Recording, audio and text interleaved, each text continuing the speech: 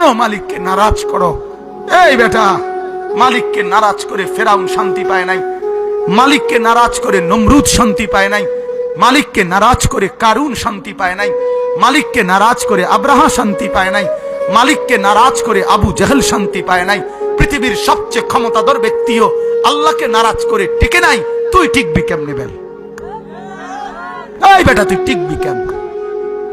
অচিরেই দেখবি বাপ, আমার নাম মনে রাখিস, অচিরেই বলে গেলাম, বাবার সম্পদ কমে যাবে, কামাই রোজগারি অনেক কমে যাবে। অচিরেই অচিরেই খোদার কসম, অভাব আসতেছে, দুর্ভিক্ষ আসতেছে।